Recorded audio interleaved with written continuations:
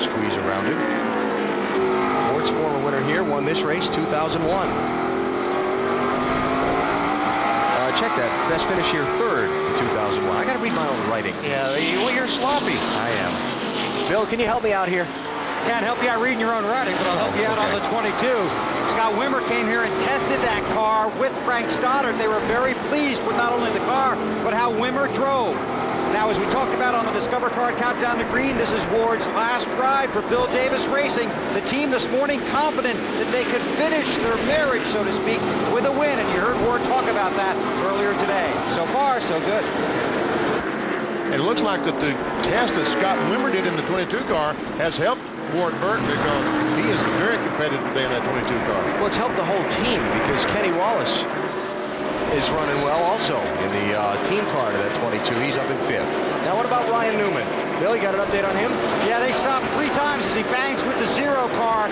Changed the right side tires. They continue to bang back and forth. Then they had to come back in and change the lefts. They brought him in for a 3rd time, tried to put a big tape bandage on the left rear of that car, and you can see it just flopping around there in the wind. 0 looks underneath. So far, nothing much for Brian, but his car was very, very tight before he got spun a few laps ago. Ryan Newman, 8-time winner so far this season, but in 3 previous Winston Cup tries at Martinsville, his finishes have been 41st, 15th, and 38th. And we talk about track position all the time and just how crucial it is. There's the 40 car, Sterling Marlin. He was running about 3rd or 4th. Spun, had to go to the rear of the field. The 12 car got a bump, had to go to the rear of the field. Now those guys are back battling for 30th and 31st. And it's hard to go anywhere. It's almost impossible to go anyplace. And that's just what, you see Ryan here, he's searching. Well, Sterling's working here. I have to try down here. Gonna take a look underneath, get in there hard, try to outbrake him, get beside him now. If he can drive off the corner, see, that's the problem. Right there, you spin your tires when you're low. And that outside car will just get about a half a car length on you getting into the next corner. You do that 5 or 6 laps, then you get impatient. Then you start leaning on him.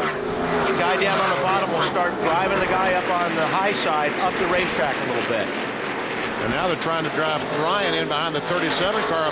Gary Cope, who's a little bit slower than this group of cars, and yeah, they picked him. Yeah, and Ryan's going to have to back off, get in line, and start all over again. Sterling Marlin in 30th, Ryan Newman in 31st.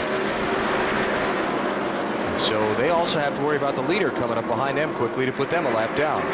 This is a race for 5th, 6th, and 7th. Kenny Wallace, 23, Tony Stewart, 20, and on board Kurt Busch. And Kurt Busch being able to drive through that small hole and accept whatever damage that he had has helped him. There he is, still with track position in 7th spot. Matt, how's Tony doing? Well, he is making progress as he tells crew chief Greg Zimbinelli about the race car, knocking on the door of the top 5, trying to work on Kenny Wallace. The car, remember earlier, was 2 free in the center and 2 free on exit. They have helped the exit, they have hurt the center, but he feels like it's going to come back to him, Marty. Kenny Wallace has been having an outstanding day, Matt. Very quiet on the radio. They say the car is a little bit loose right now. Kenny very happy with it, though. Very quiet on the radio, very confident. Same car he finished 12th with here in April.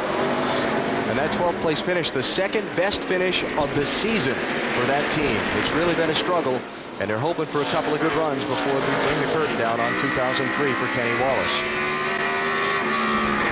Right along with Kurt Busch. See Kenny Wallace, who's in the real high line, about the highest line you can use for any grip here. There's another car, that 97 of Kurt Busch, that needs a good run. The last month or so has been a struggle for he and Jimmy Finnegan, that Roush car. Failed to finish 3 of the last 4 races, BP. Yep, been ugly. I'd say that is a struggle in capital letters. So that's Kurt there, slogging around in 7th place, trying to take 6th from Tony Stewart. How about Rusty Wallace? Rusty's back in 18th place, Bill. Yeah, qualified and started 7th, then fell back after that incident on the track. Spent a lot of time on pit road. You hear about how aerodynamics have to be perfect and the car has to be perfect. You can't win ugly. Well, listen to this. We're going to have to do some creative things to get back to the front here, so we may have to stay out a time or 2, or we may have to take 2 tires or something just to get some track position. I don't think that the front end being tore off has hurt the speed at all. It's handling good, turning good, and I was worried about that. I believe we'll be okay. And you'll be just fine. Your lap times are just as good now when you get a little open track as you were before. And the last communication to Rusty Wallace, just take care of that car. We might be okay. Bill, have you had any conversations about the brakes and the fact that the brake ducts were destroyed in that crash? Bill Wilburn saw that when the car came on pit road. He's Rusty's crew chief. He said, just make sure we can get some air to him, trouble on the track. Dale Jarrett going around in turn 2. Oh, and he gets lapped by the leader before he gets the car going again. Now, does that make him the lucky dog? If he is the first car not on the lead lap when the caution comes out, that's a good question. We'll let them make the call on that. Yeah. I don't think we've had that happen. No. They're calling the 38 as being the first car 1 lap down. I guess maybe if you caused the yellow. Well, they're the 38's in front of 88. He was able to get by. Okay. Let's see. Contact there. Yeah. Derek Cope in the 37.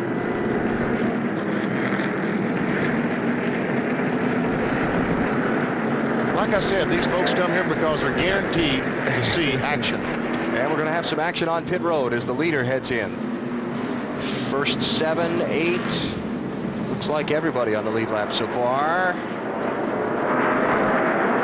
to come in for a stop here at lap 107. All right, Dave, you're first.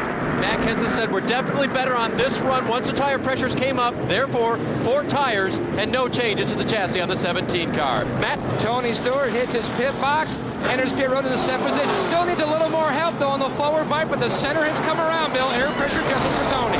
Kevin Harvick can't get off the turns the way he wants. They're going to make a front tire air pressure adjustment for tires and fuel. Marty. Jeff Gordon's led every lap, and he wins the race off pit road by a 2-tire stop, Bill. So the car's really good. I need a little bit more drive off, but I'm afraid to make big changes, so let's not do anything to it now. Got some guys did not pit under the caution. Got some guys took 2 tires. We'll reset it all for you when we come back to the Subway 500. Hey, we agree. Well, thank you very much. Thanks, guys. Love you too. Mean it. Those aren't your kids, are they? No. Oh, okay. Don't think so. Just checking. Craftsman Truck Series update ran here yesterday at Martinsville. What a great day for the Wood family. Based in Stewart, Virginia, about 40 miles from here. John Wood with a win at their home track, and the championship is tight with 2 races remaining in the season. Another outstanding championship battle. Yep. Now we're going to have a championship battle here in just a second for the lead of this race. Cars did not stop. Cars changed 2 tires. Yeah. Man. All right, Bonnie, on the point. Here we go with the list. Cars that did not pit. Terry Labonte, Bill Elliott, Jeff Burton, Sterling Marlin, Jason Leffler. Those are the first 5 in the running order. Guys that got 2 tires include Ken Schrader, Kurt Busch, Bobby Labonte, Brian Newman, Rusty Wallace, and Greg Biffle. Scattered throughout the top 17 or 18. Didn't Jeff Gordon just change too? Jeff Gordon was first off pit road. Did not catch that report for pit road. We'll follow up there, VP. 2 tires on the 24, okay. I didn't write him down. I will now.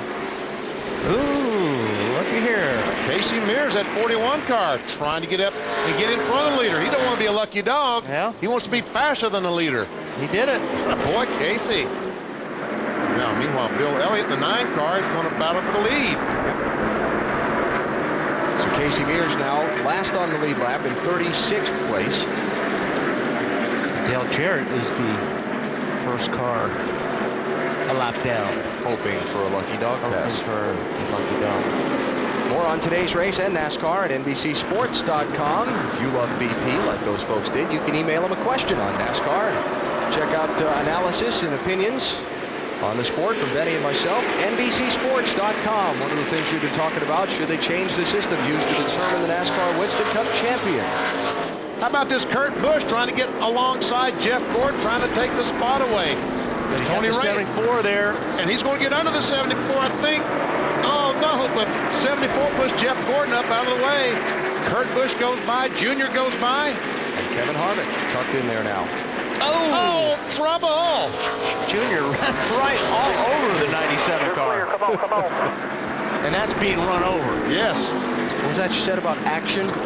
Look at the right side of that car on the 97 car. Kurt Busch, left side's clean, but wait till we get a shot of the right side. Oh, yeah. There we go. Ooh, and look at that opening there right by the exhaust pipe. I'm surprised that didn't hurt Junior's car. I'm sure it did. Let's take a look, see what happened. Did he hit the curb? No, he just kind of slid up the racetrack into Kurt. Dale Junior's fuel. Down there. Kurt's trying to get under the 74 about the same time that Junior tried to get under Kurt. Where did the right side damage come from? Well, that must have been from the earlier deal over there in turn. Yeah, when the car stalled down there, spun and stalled, and he tried to drive through there, and actually did drive through there. Yep. Junior's got a little damage on the right front, but nothing too severe. Bill, what are they saying about the 97 car? Kurt hasn't said a thing, only now there's trouble. Kyle Petty. Caution's out. Kyle running in 30th place on the lead lap. He's going to stay on the lead lap, gets it going again. And Casey Mears, a 41 car, stays in front of the leader, Terry Labonte. And the lucky dog will be Dale Jarrett. We said that lucky dog thing here at Martinsville was going to have a lot of cars on the lead lap. What's this, the 5th caution flag? And that's not going to be good for all those cars trying to make pit speed. It stops. Kyle Petty. This is from Robbie Gordon's car. Uh-oh. I got a feeling. Yeah. I knew what was coming, didn't you, Wally? Yeah. Whenever you get on board the car behind the car that crashed, pretty much know what's coming.